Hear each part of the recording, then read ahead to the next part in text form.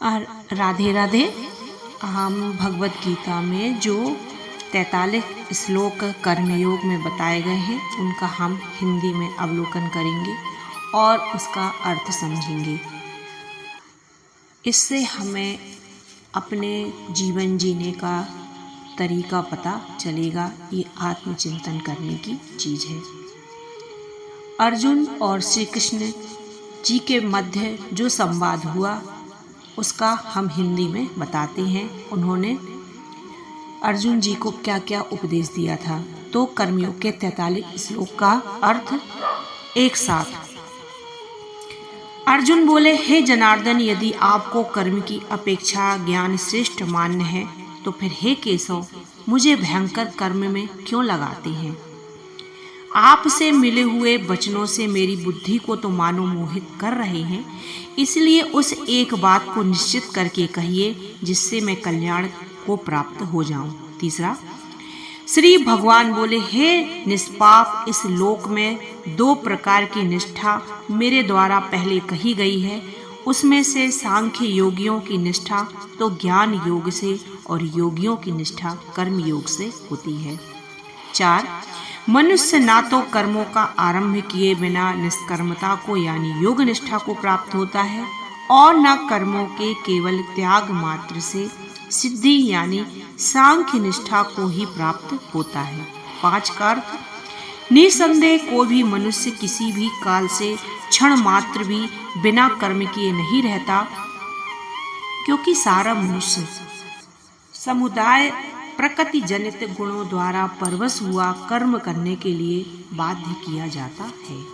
6, जो मूढ़ मनुष्य बुद्धि वाले हैं, समस्त इंद्रियों को हठ पूर्वक ऊपर से रोक कर मन से उन इंद्रियों के विषयों का चिंतन करता रहता है, दंभी कहा जाता है। 7, किंतु हे अर्जुन, जो पुरुष मन से इंद्रियों को बस में करके अनासक्त हुआ समस्त इंद्रियों द्वारा कर्मयोग का आचरण करता है वही श्रेष्ठ है। 8, तू शास्त्रविहित कर्तव्य कर्म कर, क्योंकि कर्म न करने की अपेक्षा कर्म करना श्रेष्ठ है।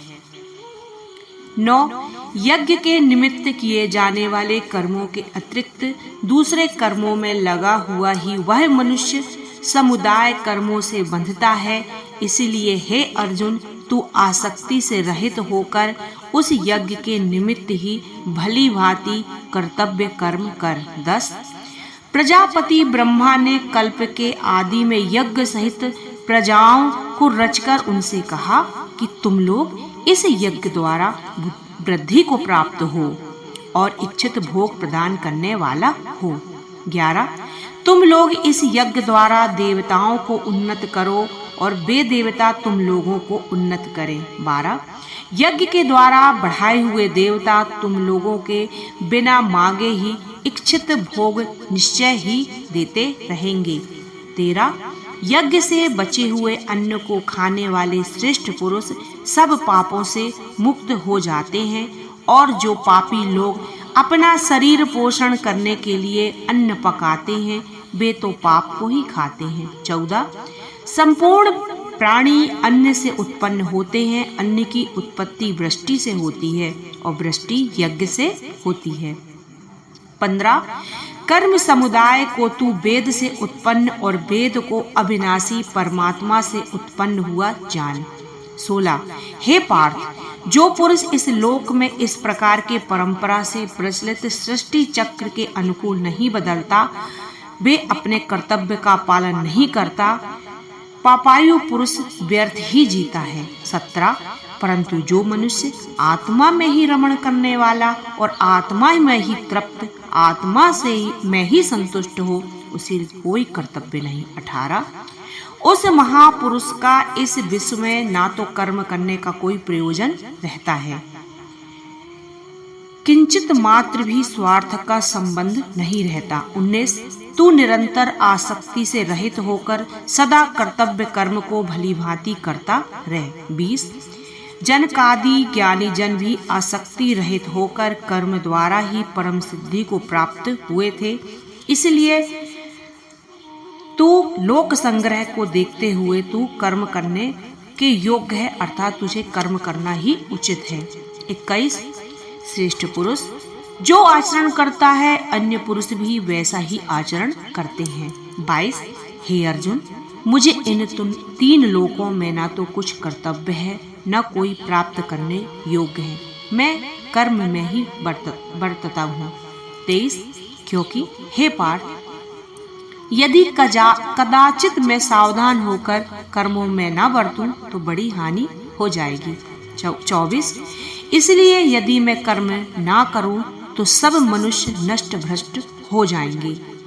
25 हे भारत, कर्म में आसक्त हुए अज्ञानी जन जिस प्रकार कर्म करते हैं, आसक्ति रहित विद्वान भी लोक संग्रह करना चाहता हुआ उसी प्रकार कर्म करे। 26 परमात्मा के स्वरूप में अटल स्थित हुए ज्ञानी पुरुष को चाहिए कि वह शास्त्र विहित कर्मों में आसक्ति वाले अज्ञानियों की बुद्धि में भ्रम मतलब अर्थात समस्त कर्म भली भांति करता हुआ उनसे वैसे ही करवाए। 27 संपूर्ण कर्म सब प्रकार के प्रकृति के गुणों द्वारा किए जाते हैं, मैं अज्ञानी मैं करता हूँ ऐसा मानता है। 28 परंतु हे महाबाहो, गुण विभाग और कर्म विभाग के तत्वों को जानने वाला ज्ञान योगी संपूर्ण गुण ही गुणों में बरत रहे हैं ऐसा समझकर उनसे आसक्त नहीं होता। 29